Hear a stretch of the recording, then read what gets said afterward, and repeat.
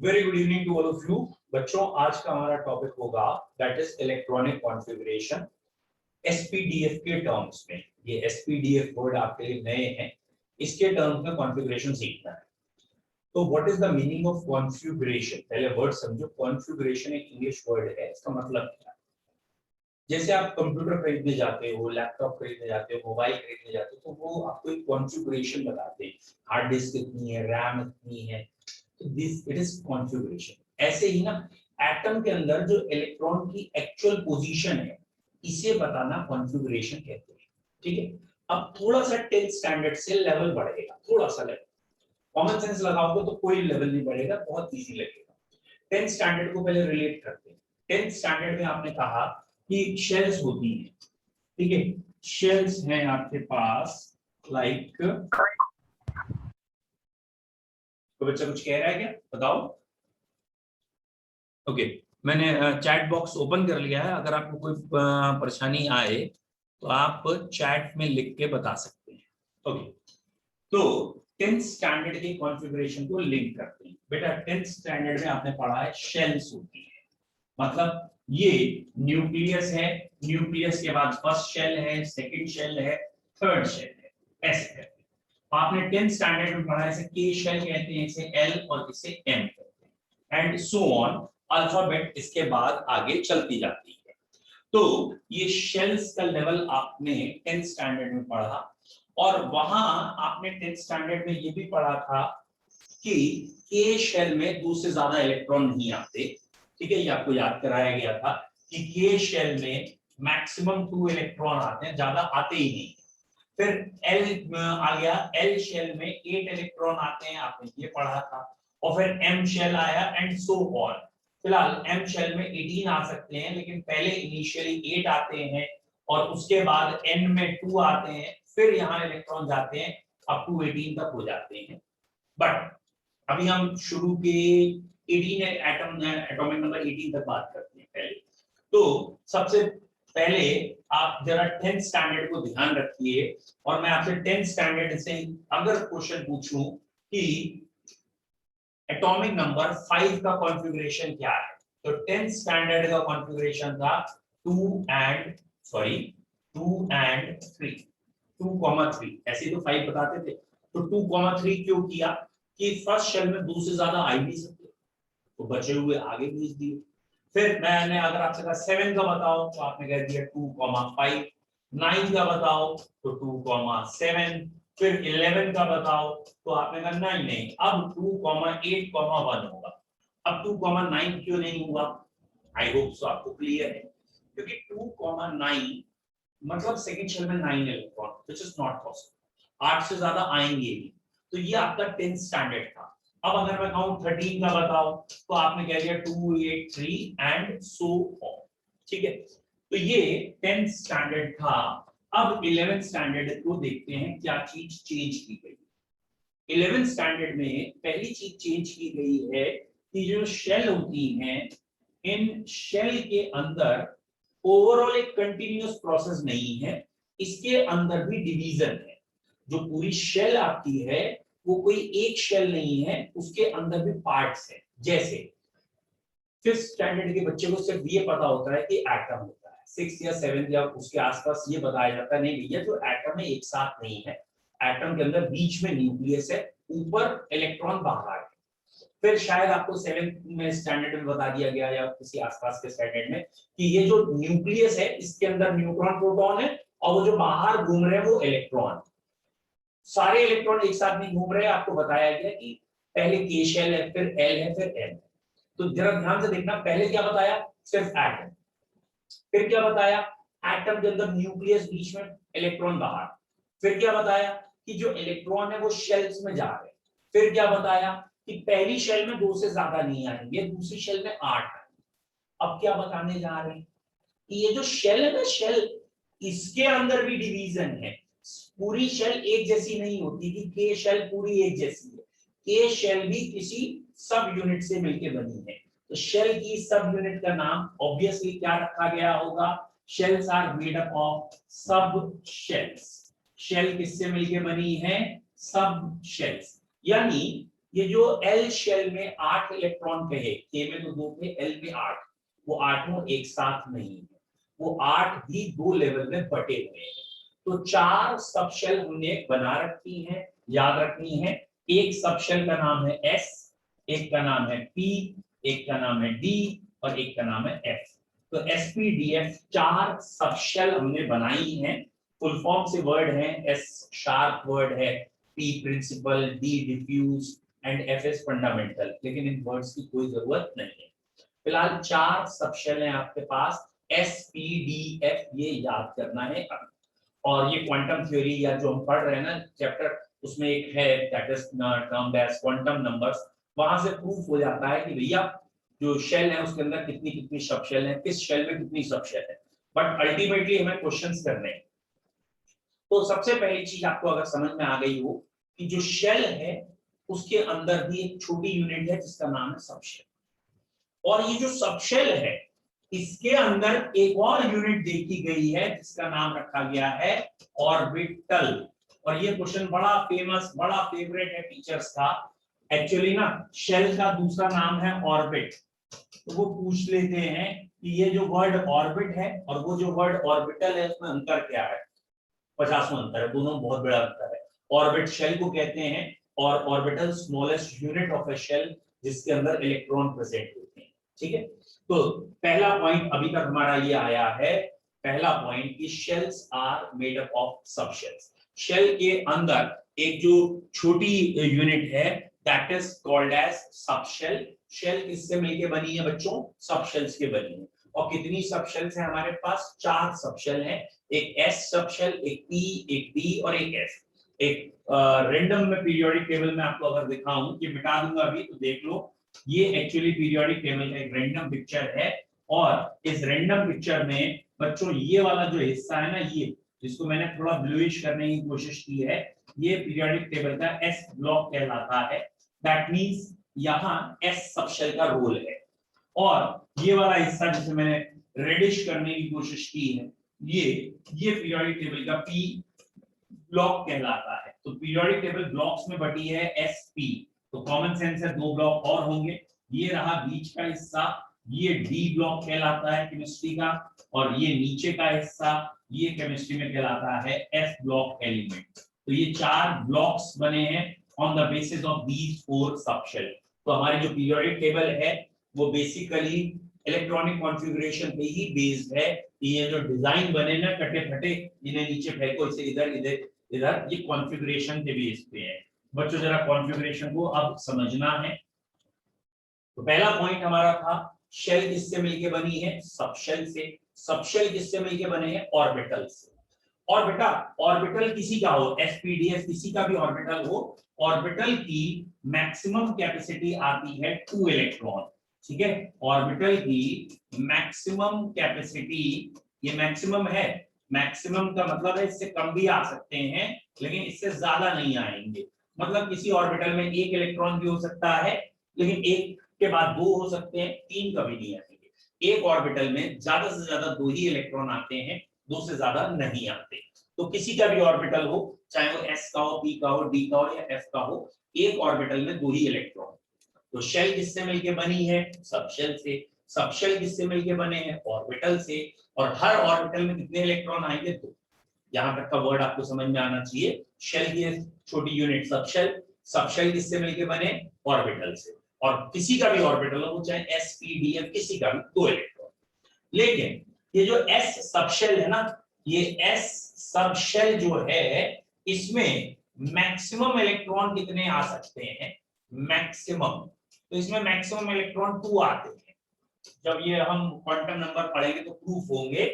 इसमें मैक्सिमम 6 आते हैं, इसमें मैक्सिमम 10 आते हैं और इसमें मैक्सिमम 14 आते हैं। तो 4 ऐड करते गए। तो कल को कोई टीचर अगर आपसे पूछता है जी सबशेल में कितने आते हैं, तो आप ये नहीं कहेंगे जी सबशेल नहीं होती। जो ऑर्डर चल रहा है उस हिसाब से जी इसके बाद वर्ड आ जाएगा और जी सबशेल में 18 इलेक्ट्रॉन आ सकते हैं। फिलहाल शेल सबशेल से मिलके बनी। सबशेल 4 है। कौन कौन सी 4 हैं?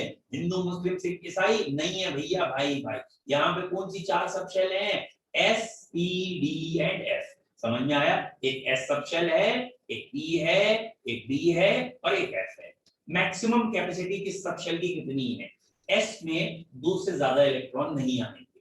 कभी भी एस सब शेल होगी तो वो 2 इलेक्ट्रॉन ही रखेगी, उससे ज्यादा नहीं आएंगे। एक आ सकता है या 2। पी सब शेल आएगी तो कितने इलेक्ट्रॉन आ सकते हैं? 6। पी सब शेल में 6 इलेक्ट्रॉन, डी सब शेल में 10 और एफ सब शेल में 14 इलेक्ट्रॉन। और अगर यहीं पे मैं ऑर्बिटल की बात करूं कि यहाँ ऑर्बिटल्स कितने होंगे, तो भैया एस सब शेल में एक ऑर्बिटल होगा। आया समझ में? भैया एक ऑर्बिटल में 2 इलेक्ट्रॉन आते हैं या 2 ही इलेक्ट्रॉन आने, तो एस सब शेल में एक ऑर्बिटल। पी सब शेल में 3 ऑर्बिटल्स और डी सब शेल में 5 ऑर्बिटल्स और एफ सब शेल में 7 ऑर्बिटल।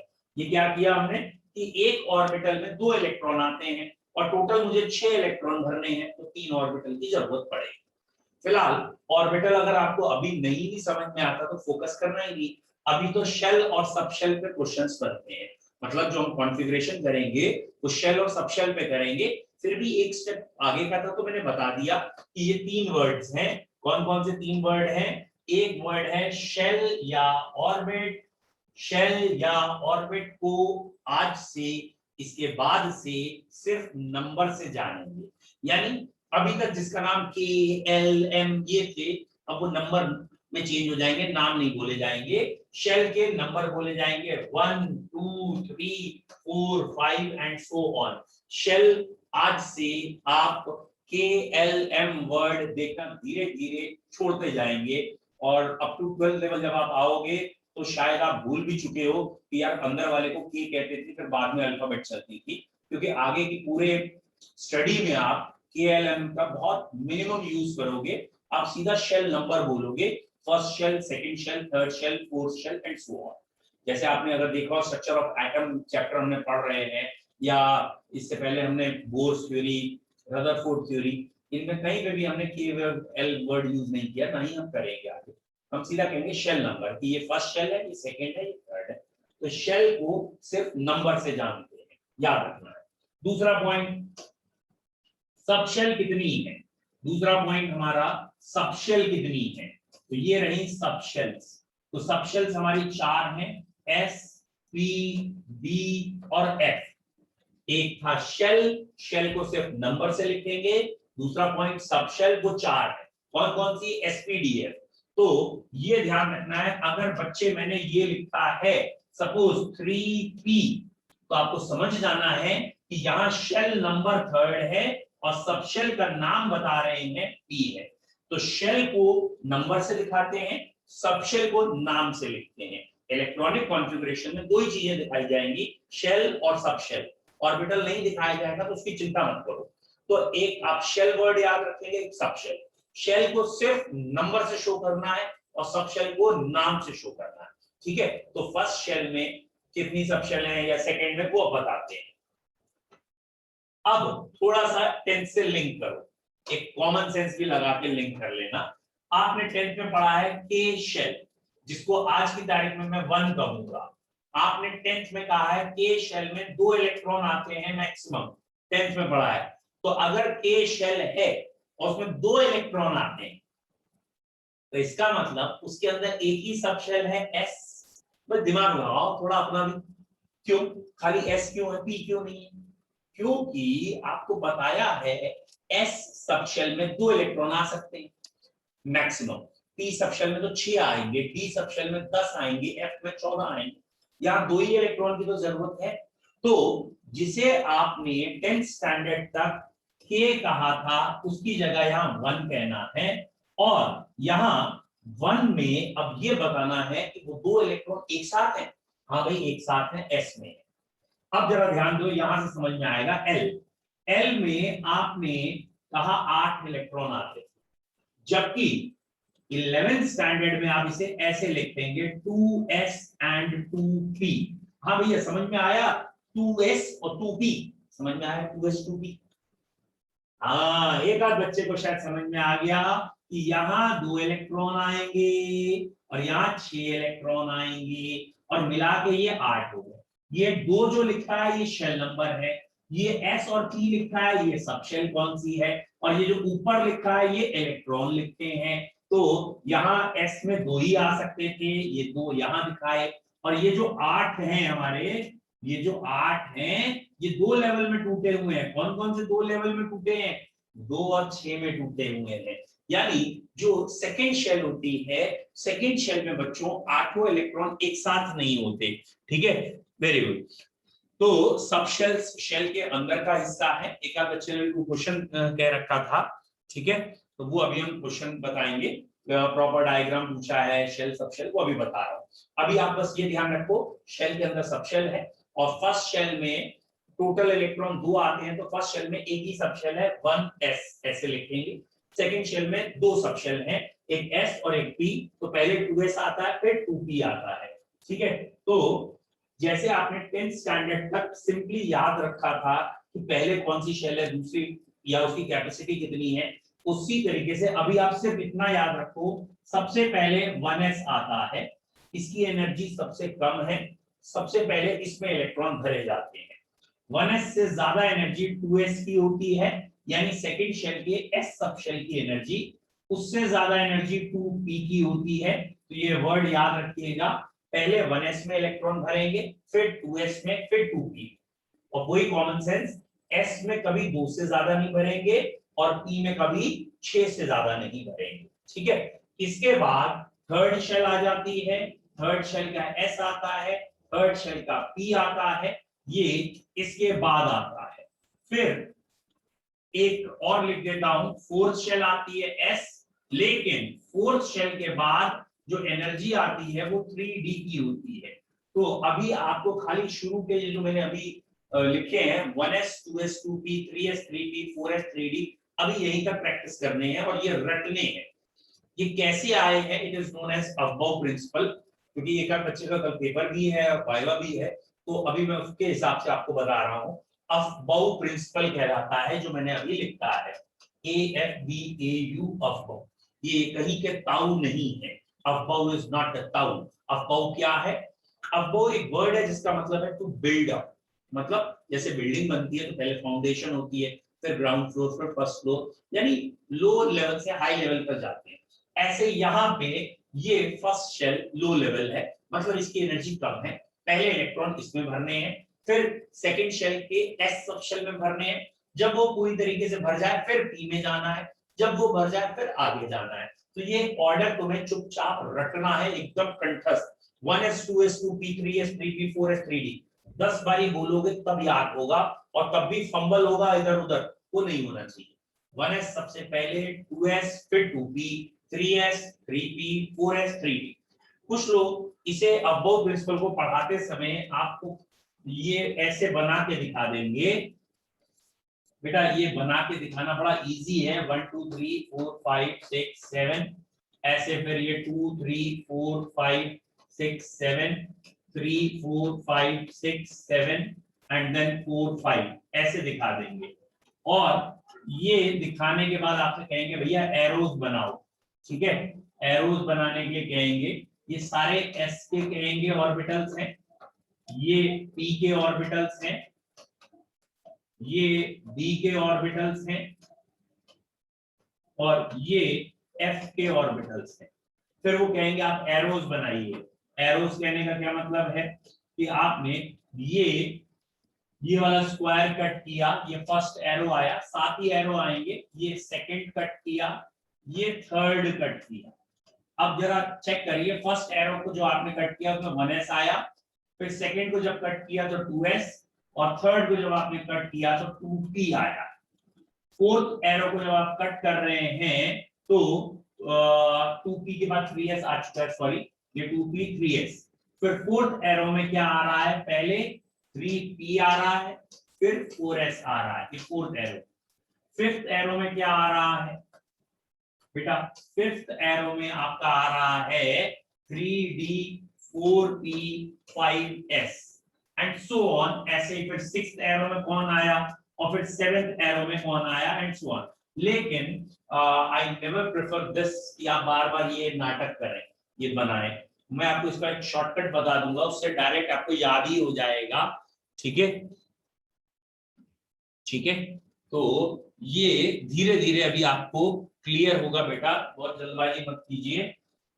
तो ये वाला पॉइंट है कि अब हम आते हैं जिससे कि आपको डायरेक्ट समझ में आए। तो बच्चों पहला पॉइंट, क्या आपको इतना समझ में आया कि शेल अब 11th में KLM से नहीं जानी जाएगी, वो नंबर से जानी जाएगी 1 2 3 4। और 1 नंबर किसका है? जो न्यूक्लियस के बाद पहली शेल होगी उसका नंबर 1 होगा। तो पहला पॉइंट, शेल्स को नंबर से रिप्रेजेंट करना है, 1 2 3 4 ऐसे number. Second point, shells are made up of sub shells. तो शेल्स के अंदर सब शेल्स दिखाएंगे, यानी फर्स्ट शेल में या किसी भी शेल में S P D या F, ये 4 सब शेल हो सकती है। तो 4 सब शेल हमारे पास मैक्सिमम अभी पढ़नी है SPDF, ठीक है। S की कैपेसिटी मैक्सिमम 2 इलेक्ट्रॉन की है, P सब शेल की मैक्सिमम कैपेसिटी 6 इलेक्ट्रॉन की है, D सब शेल की 10 और F सब शेल की 40।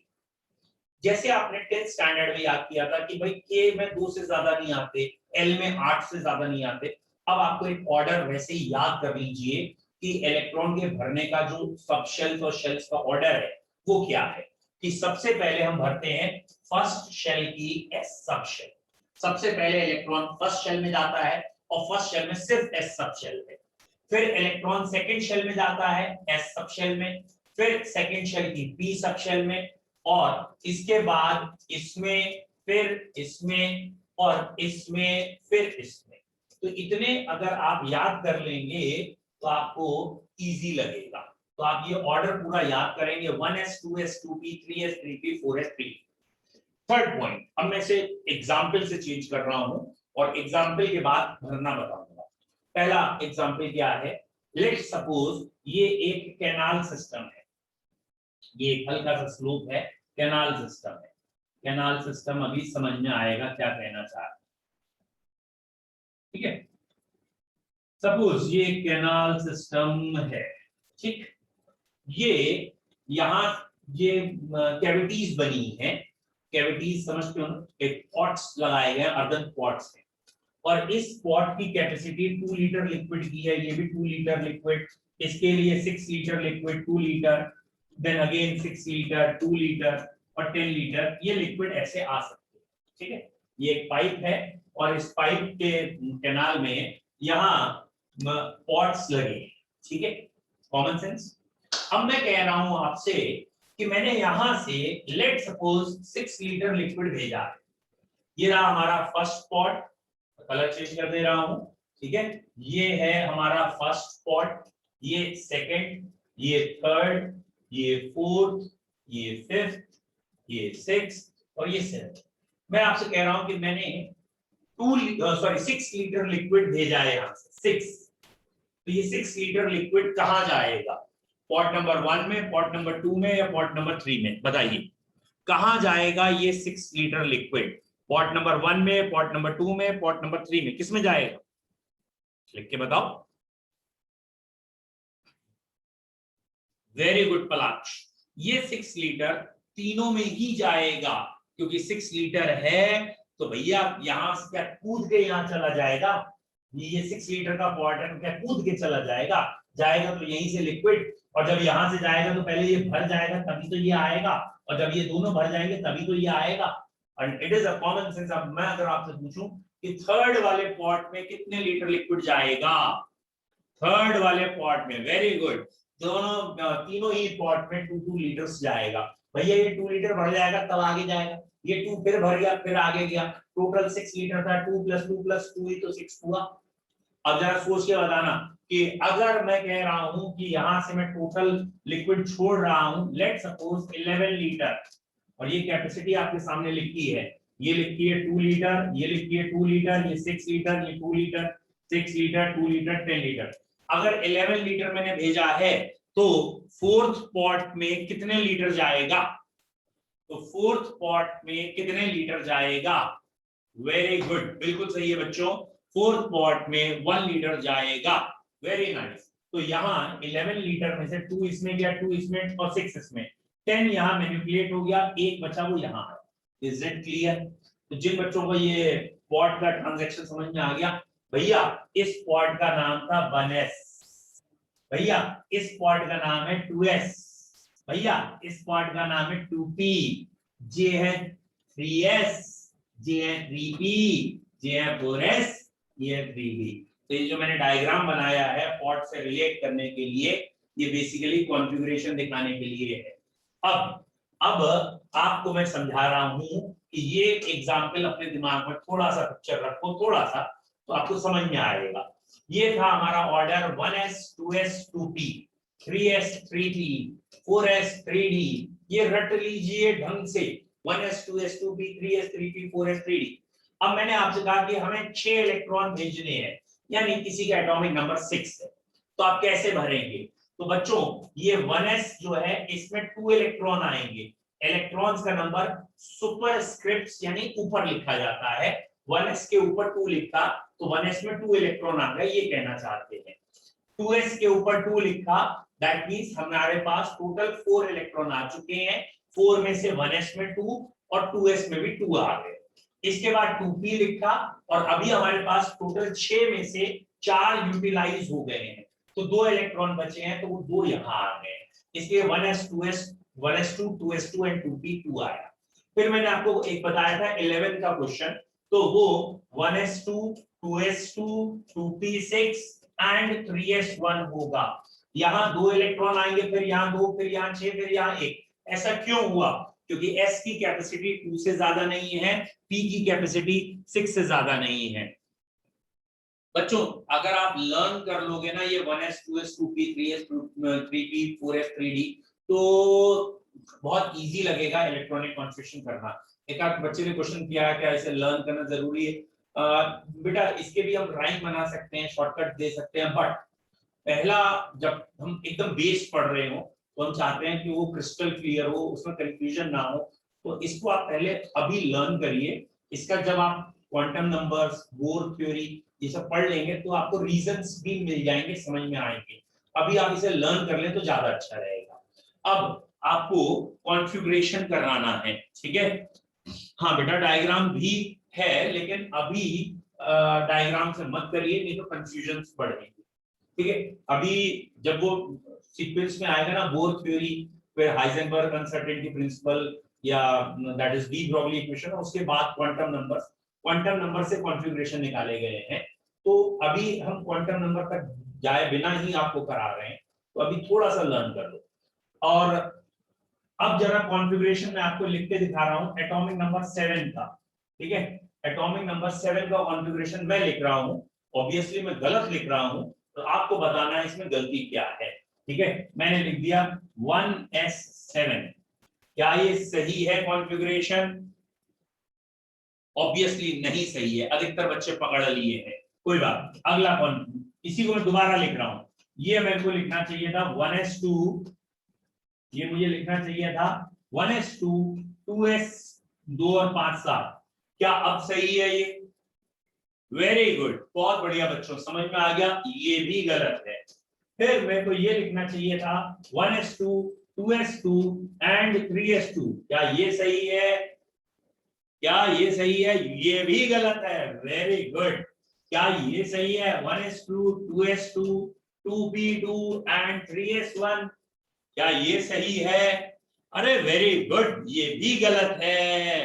अरे एक बच्चे ने सही लिख दिया, नहीं बेटा ये भी गलत है, क्योंकि p की कैपेसिटी 6 होती है और यहाँ 2 ही लिखे गए हैं। क्या ये सही है? 1s2 2s2 and 2p3, yes ये सही है। तो ये मैंने जानबूझ के 4 ऑप्शन बना के बताए हैं, 5 ऑप्शन बना के, कि आपको ये क्लियर हो कैसे करना है। नेक्स्ट क्वेश्चन ये लिखा है एटॉमिक नंबर सपोज 13, या थोड़ा छोटा लेते हैं पहले, आपको कंफ्यूजन ना हो इसमें, सॉरी। एटॉमिक नंबर 5 का कौन सा ऑप्शन सही है? 1s5 सही है, 1s2 2s3 सही है, 1s2 2s2 3s1 सही है, या 1s2 2s2 2p3 ये सही है, या फिर 1s2 2s2 2p1 ये सही है, या नन ऑफ दीज। इन 6 में से कौन सा सही है वो बताना है। अरे बहुत बढ़िया, वेरी गुड। अब मेरे को 3 बच्चों के आंसर सही दिखे हैं and the answer is this. ठीक है, कई बच्चों ने शायद जल्दबाजी में थर्ड आंसर भी कहा है। ठीक है, जैसे सृष्टि का आपको दिख रहा है, मुझे अभी एक आध बच्चे ने और कहा था। बेटा ये गलत इसलिए है, अगर आप इसे काउंट करोगे, अगर इसको काउंट करोगे तो 2 + 2 4 + 3 7, ये तो 7 इलेक्ट्रॉन हो गए, जबकि क्वेश्चन इज फॉर 5, इसलिए ये गलत है। कई बच्चों ने थर्ड आंसर कह दिया है, 2 2 4 5 तो है, लेकिन 2s के बाद 3s नहीं आता, 2s के बाद 2p आता है, इसलिए थर्ड आंसर गलत है। ठीक है सर, 5-6 टाइम्स आंसर दे दिया। ओके, कोई बात नहीं, अगर 5-6 टाइम भी दिया हो तो मैं कोई दिक्कत नहीं है। ठीक है, ठीक है, गुड। मैं देख रहा हूं कितनों का आंसर सही है। तो ऑप्शन नंबर 5 आंसर सही था, कईयों का गलत भी है, अब दिख गया है मुझे। ठीक है, नेक्स्ट, अगला एटॉमिक नंबर 9 का configuration 1s2, option number 1 1s2 2s2 3s2 3p 2 4 6 3 9। फिर second option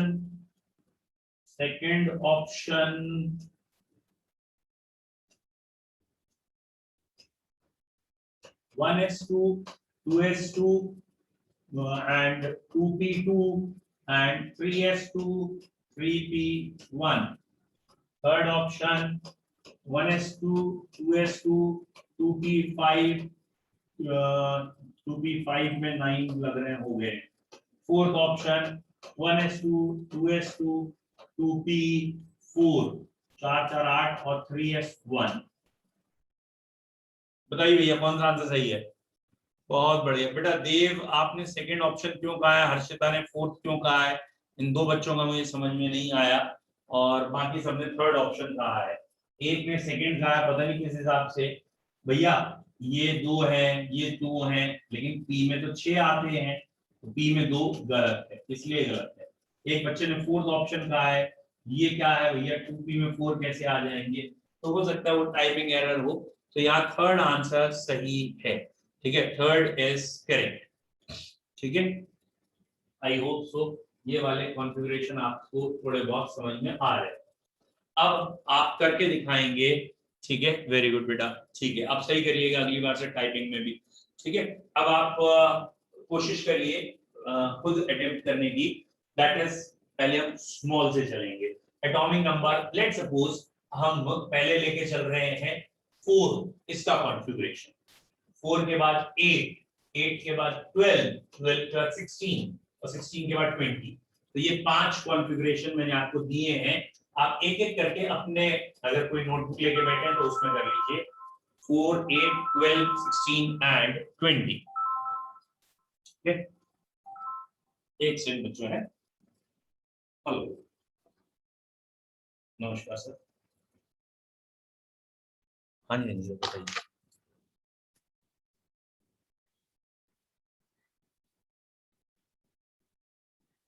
thank you sir, thank you so nice sir. जी जी जी जी जी। हाँ जी, अरे हाँ, 100% सर। हाँ, अब कर दो, अब कर दो आप। हाँ हाँ बिल्कुल सर, थैंक यू। हाँ हाँ बिल्कुल sir, thank you sir, thank you sir.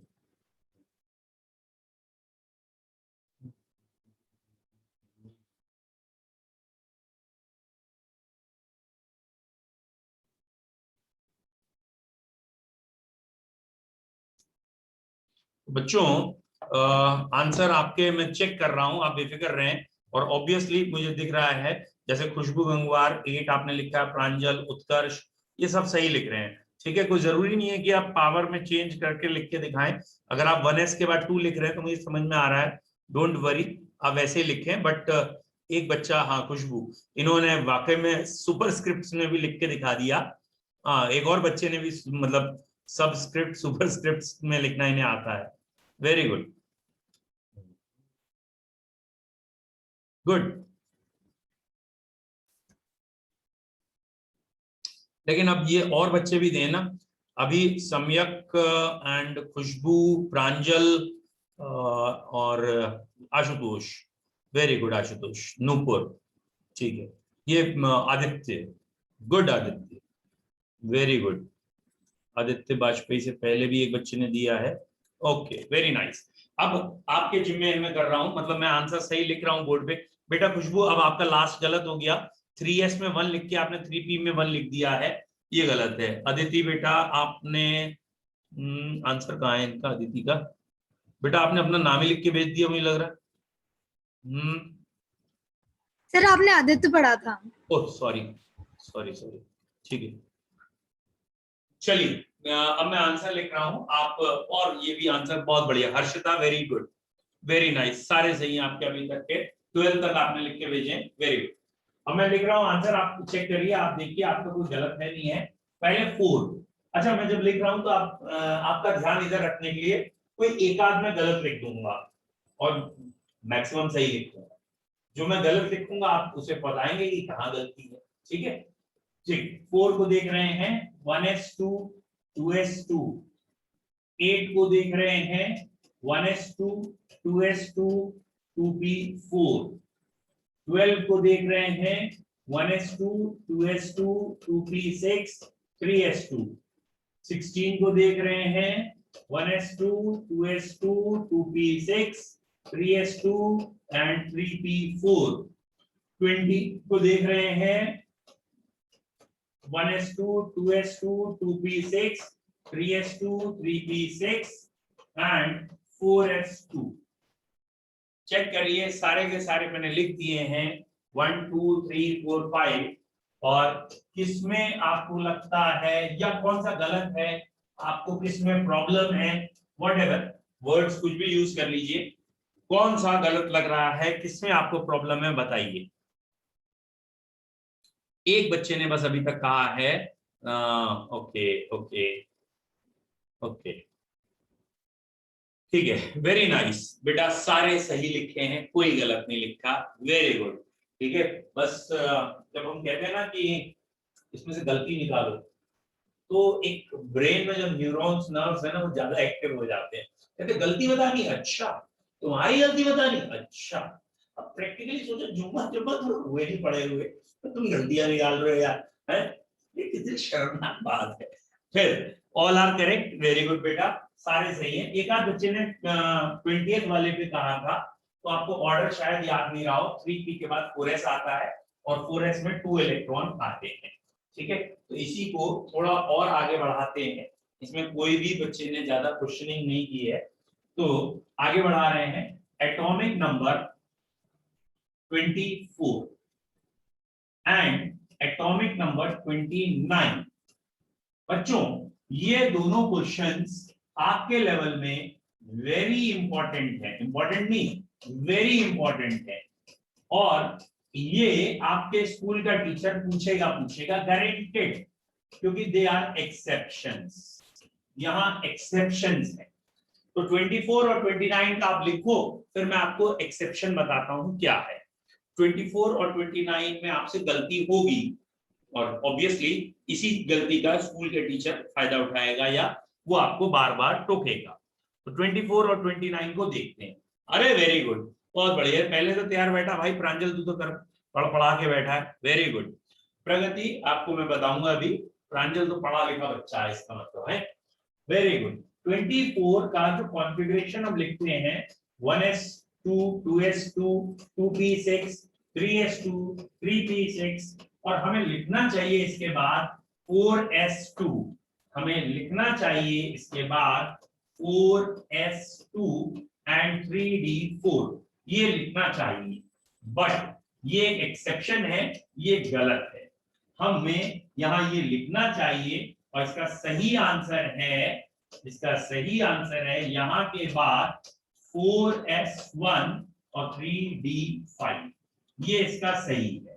तो यहां से एक इलेक्ट्रॉन यहां जंप कर जाता है और ये हाफ फिल्ड कैटेगरी में आ जाता है, इसलिए 4s1 3d5 किया जाएगा।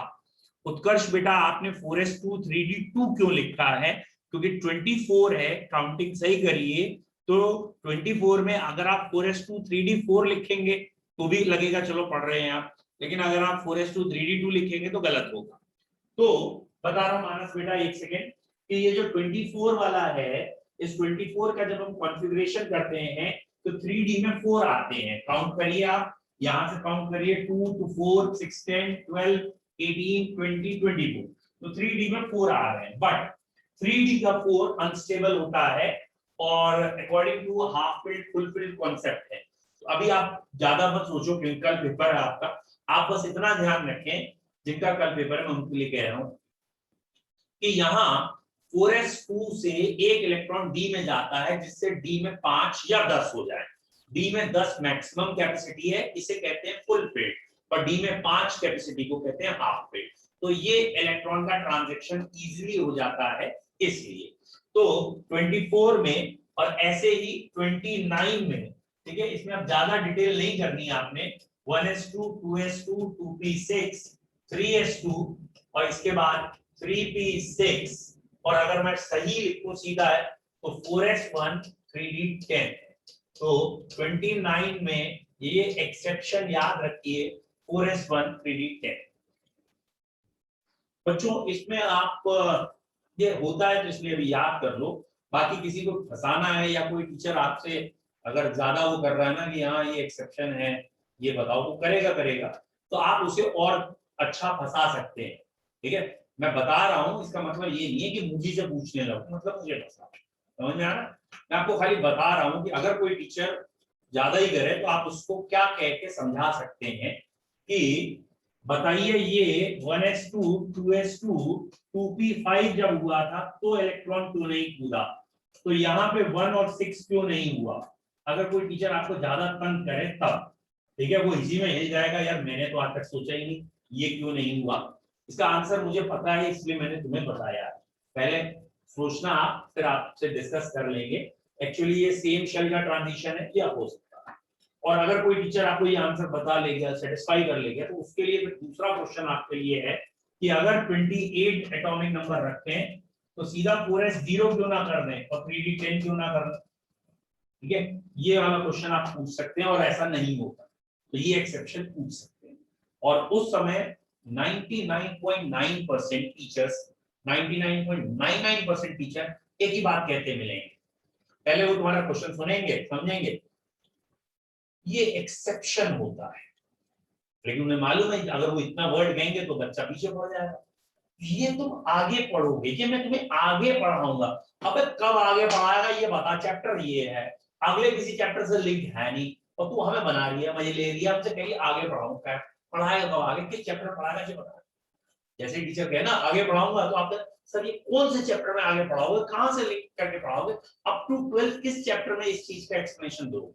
तो हो सकता है आपको घुमाने के लिए वो एक दो चैप्टर से नाम ले ले, लेकिन आप बेफिक्र रहो। जैसे उसने कह दिया ना थर्मोडायनेमिक्स इलेक्ट्रोकेमिस्ट्री, कहना जरा सर बता देना थर्मोडायनेमिक्स वहां कैसे, कोई एक्सप्लेनेशन नहीं देता। तो बेटर ये है कि अगर वो तुम्हें तंग करे तो तुम उसे तंग कर लेना, अदरवाइज सिंपल सिटी में ये डायरेक्ट क्या है। हाँ भैया इलेक्ट्रॉनिक कॉन्फ़िगरेशन, हाँ हाँ बेटा 24 और 29 में ही है एक्सेप्शन, बाकी में नहीं। इलेक्ट्रॉनिक कॉन्फ़िगरेशन का कल पेपर है, जैसे स्कूल में है, शायद जीआरएम में भी है कल और एक दो स्कूल में और है, अल्मा मात्रा में भी है। तो इलेक्ट्रॉनिक कॉन्फ़िगरेशन समझ में आ गया, आई होप सो आपको ये क्लियर हो गया होगा। ठीक है, क्लियर हो गया कॉन्फ़िगरेशन, वन टाइप करो। हाँ और क्या बीच बीच में पढ़ा है बेटा तो थोड़ा ही होगा, 100% नहीं होगा।